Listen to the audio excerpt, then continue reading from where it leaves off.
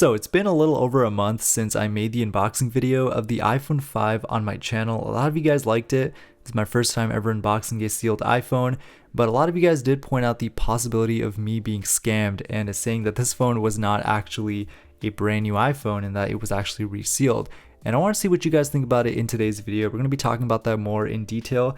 And by the way, a portion of this video is brought to you by Squarespace, where you can use their built-in website templates for your business or portfolio. More on that later.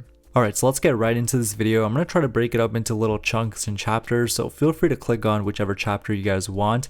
But the first thing that I want to talk about was the actual process of purchasing this phone. So I actually got this off of eBay about a month ago from a random seller based in Canada. They were selling it for $250 Canadian, and with shipping altogether and all that stuff, it came out to around $300, which honestly wasn't a bad deal considering it was a sealed phone.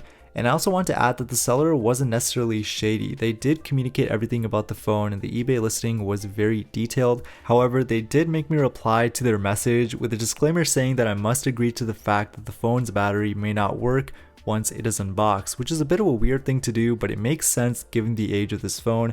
It's probably just a liability thing for the seller, but anyways, I figured you guys would still want to see the video either way because it's a sealed iPhone, it's exciting stuff, and a battery replacement isn't that hard. So I ended up buying it and it showed up at my house a few days later, and this is where things got really interesting. So as a lot of you guys pointed out in my original unboxing video, the box did not look very authentic. I mean, even though I was like 12 years old when the iPhone 5 came out, I feel like I do vividly remember what these sealed boxes look like. I went back and watched some old unboxing videos from 2012 of the iPhone 5. Some of them had uneven seals, some didn't. I guess it really just depended on the box, and for the most part, it looked pretty beat up with some creases and a couple holes. Of course, this phone's already been unboxed, so part of the wrapper's already missing. And one thing that I really didn't notice up until a few weeks after I had uploaded the video is that there's another thing that's really suspicious about this box. So if you look at the very back, of course I've already kind of removed the wrapper, but there was this really large like circular hole in the back. And another YouTuber who goes by the name 91Tech, you guys might know him, he makes some pretty awesome videos. He also did an unboxing of the iPhone 5 on his channel around the same time when I did, and his box also had the same exact hole in what looked like the same exact spot on the iPhone 5, and that's kind of suspicious. I mean, it's possible that he might have bought it from the same seller that I did, and I think the seller was selling like 8 of them at the time. They were all white models. I think they had black ones as well, but they were sold out. But yeah, maybe that's just a crazy coincidence, or the original seller somehow caused both of these phones to have rip holes on the bottom in the same exact spots. It's just something that we're probably never gonna know, and it really does make me question the authenticity of this device. Other than that though, it's a pretty beat up looking box. I have another sealed 5S right over here, which is supposedly an AT&T model, not the straightest seal, and it also looks very beat up, but again, it's hard to tell the true authenticity of this device until it's actually unboxed. Now, I also want to talk about the actual software of this phone, of course, iOS 6, and why running iOS 6 outside of the box can actually help us determine this phone's true authenticity. But before we do that, let's take a quick second to talk about today's video sponsor, Squarespace. If you're a business, student, or simply looking to make your next blog, Squarespace has you covered with all the templates that you need. There's many different categories to choose from, and when you find the perfect template, you can even register your own custom domain, which can make branding yourself so much easier. To top it off, you can also run your own online store and receive payments directly through Squarespace. It's actually really easy to set up, and right now you can head over to Squarespace's website to start building the perfect website. Once you're ready to go live, head to squarespace.com/iClassic and get up to 10% off your first website or domain. Okay, so back to the iPhone 5. Of course, this one is on iOS 6. Luckily, it was running iOS 6. If this thing was not running iOS 6 outside of the box, I think that would have been a pretty dead giveaway that this phone was resealed. If it was running iOS 10, for example, that just means someone resealed it and put it back in the box and tried to make it look like it was brand new, but really, I think this phone was legit. And again, I'm making this video so you guys can kind of help identify what you guys think about this phone. If this thing was downgraded to iOS 6, then we wouldn't have seen that iOS 6 logo the second that we booted up. And if it was fully downgraded to iOS 6, it is possible using SHSH blobs. It's a pretty long process, but if that was the case, then the iOS, 7 logo would appear for a few seconds and then it would quickly switch back to iOS 6, as you guys can see here.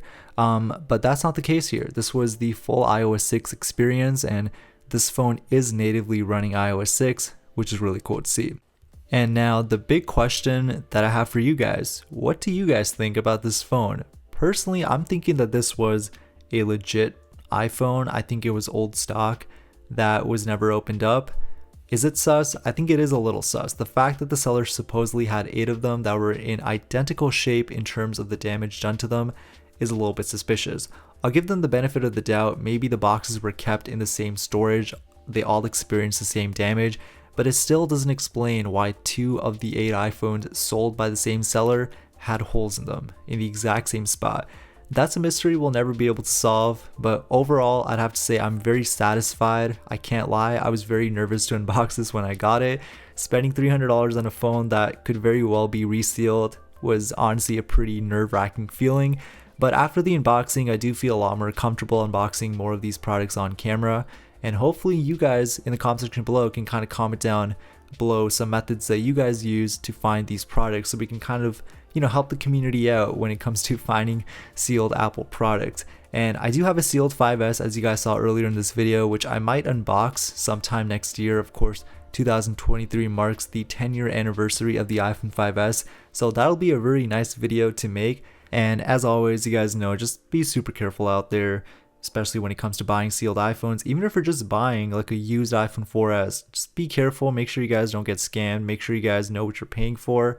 And I decided in this video, I am going to make my serial number and IMEI public for this specific iPhone 5. If anyone wants to do some research on it, maybe comment down below. You guys can feel free to DM me if you have any more information on the origins of this device. I have no idea when this thing was manufactured. I mean, there's ways to estimate it based on the serial number, but if anyone wants to play around with the information, feel free. It's public, it's in front of you guys, so feel free to do whatever you guys want with it.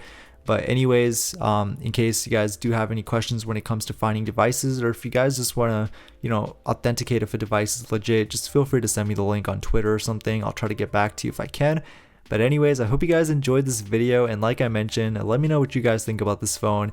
It is very suspicious, but at the end of the day, I'm glad that it's running iOS 6, and I'm definitely going to keep it on iOS 6. But anyways, thank you guys so much for watching. Catch you guys on the next one.